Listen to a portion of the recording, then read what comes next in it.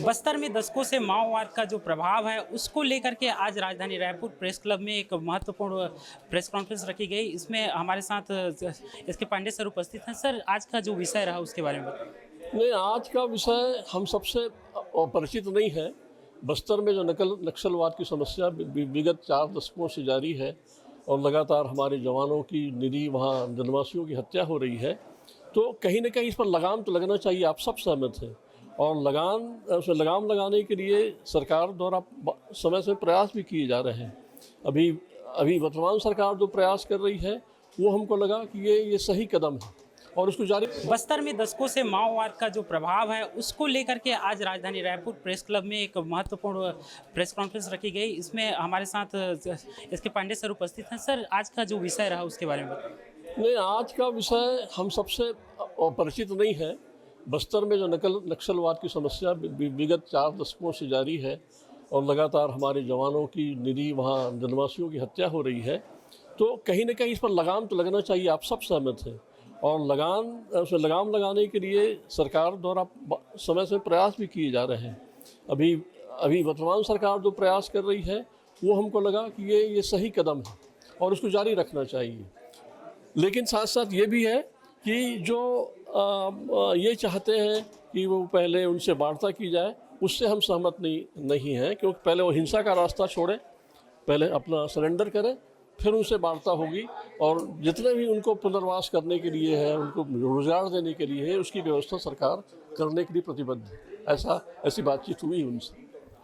Sir, जैसे बस्तर है वहाँ पर युवाओं को अगर कहा जाए तो एक रास्ते में लाना है, उसके लिए मतलब शिक्षा के तौर पर उनको कैसे लाइन पे लाया जा सकता है? वही तो प्रथम पंक्ति का है, शिक्षा, स्वास्थ्य, उनको रोजगार की व्यवस्था, उनके जो पुराने जो तौर तरीके हैं एग्रीकल्चर करने का या वन उपज का, उसमें उनको वापस देना पड़ेगा, तभी तो वो लोग हमारे समकक्ष आ पाएंगे विकास के रास्ते में।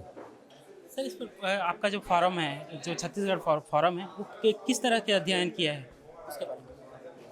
ये अध्ययन वाला ग्रुप अलग है ना, लेकिन बस्तर के विकास के क्या क्या पैमाने हो सकते हैं, इस पर मंत्री जी के साथ एक लंबी चर्चा हुई 2-3 घंटे की। उसमें यही सब प्रमुख मुद्दे थे। वहाँ शिक्षा के केंद्र बने, स्कूल बने, कॉलेज बने, वहाँ स्किल डेवलपमेंट की बात हो रही है, वहाँ एग्रीकल्चर यदि जो करना चाहते हैं उनको नहीं करने दे रहे हैं उस पर बात हो रही है, हेल्थ केयर की बात हो रही है। तो ऐसे बहुत सारे पैमाने हैं करने के लिए। देखिए, बस्तर को जो है बहुत समय से जो है विकास को बाधित करके रखा गया था। अभी 10-15 साल में जो है बहुत तेज़ी से विकास हुआ है, सोशल मीडिया का, प्रचार प्रसार संसाधनों का। तो अब बस्तर के भी आम नागरिक, आम युवाओं को ये समझ में आ रहा है कि हम कहाँ हम हैं और हमें कहाँ होना चाहिए। जिस खोखली विचारधाराओं पे लोगों ने अभी तक समय दिया या उसके कारण आगे नहीं बढ़ पाए, तब उन लोगों को समझ में आ गया है बस्तर में भी कि अब हमें इसको जो प्रोत्साहित नहीं करना है, त्याग करना है और हम एक सामान्य जनजीवन की ओर बढ़ें। जो चीज़ें हमारे लिए सामान्य लगती हैं, मतलब जो हम मैदानी क्षेत्रों में, वो वहाँ की कल्पना नहीं है। खुद इतनी अच्छी जो है हिंदी और अंग्रेजी के पर्चे जारी करते हैं, प्रेस विज्ञप्ति जारी करते हैं, और ये लोग जो है वहाँ के स्कूलों को 20 साल से तोड़ के रखें, जला के रखें। लगभग जो है 2 से 3 जनरेशन जो है शिक्षा से वंचित हुई है।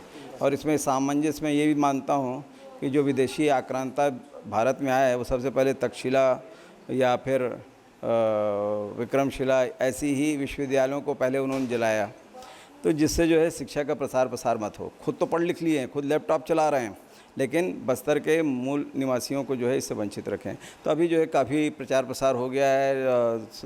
अभी और बहुत कुछ करना है, क्योंकि सब जगह जो है नेट का प्रचार प्रसार नहीं हो पाया है, इसलिए ये जो है मोबाइल टावर जला रहे हैं।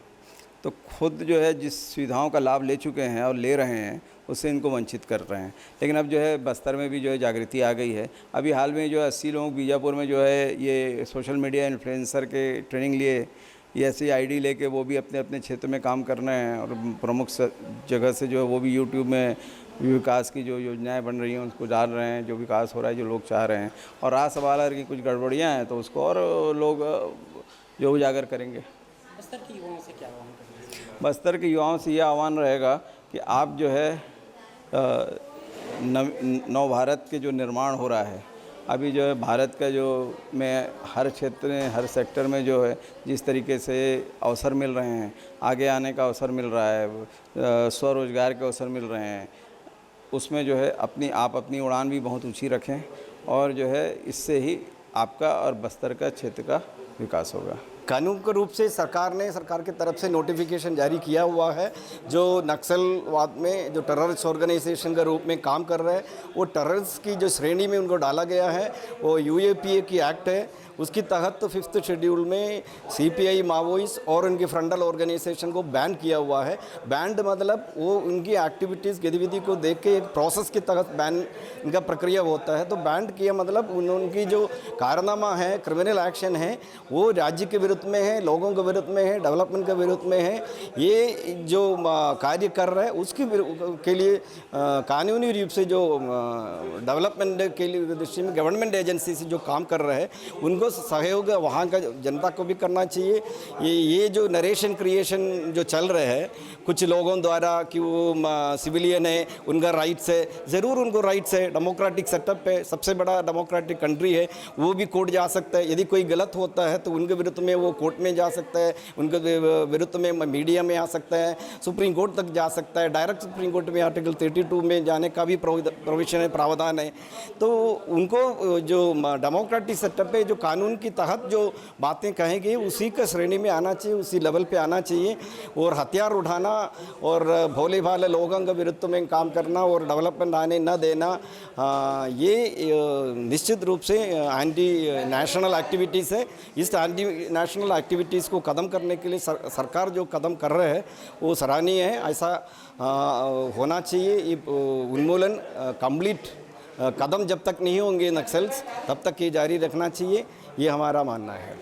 सर और क्या कुछ अतिरिक्त प्रयास जैसे कि किया जा सकता है, जैसे सरकार तो अभी कर ही रहा है। हाँ नहीं, सरकार जो कर रहा है उसके साथ में जो सरकार के विरुद्ध में जो अभियान चल रहा है उसके विरुद्ध में एक ऑपोजिट नैरेटिव क्रिएट करने की कोशिश कुछ अर्बन नक्सल्स और इंटेलेक्चुअल फोरम ऐसे कुछ लोग जो है फ्रीडम ऑफ स्पीच की हवाला देते हुए ये सब कर रहे, जो काउंटर नैरेटिव क्रिएट कर रहे हैं, वो क्रिएट नहीं करना चाहिए। क्योंकि जो बैंड ऑर्गेनाइजेशन है उनकी सिविल राइट्स की बात करना ठीक नहीं है। सिविल राइट्स उसको मिलेगा जो सिविल एक्टिविटीज़ को, कॉन्स्टिट्यूशन को, लॉ को अबेड करेंगे, लॉ को मानेंगे, ऐसे लोगों को यही राइट्स मिलेगा।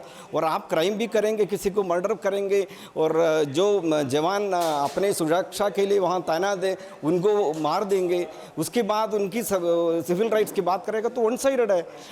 हमेशा कॉन्स्टिट्यूशन में जो राइट्स दिया है विद राइडर है वो, आप उसको कंप्लीट सिविल राइट्स नहीं माना जाता। यदि आप गलत करेंगे तो उसके विरुद्ध एक्शन के लिए भी तैयार हो जाना चाहिए। तो ये थे हमारे साथ गोपाल सर जिन्होंने अपने बात को नक्सलवाद को लेकर के रखा है। कैमरा पर्सन अरुण के साथ द वॉइस टीवी के लिए नीलचरण पटेल, रायपुर से।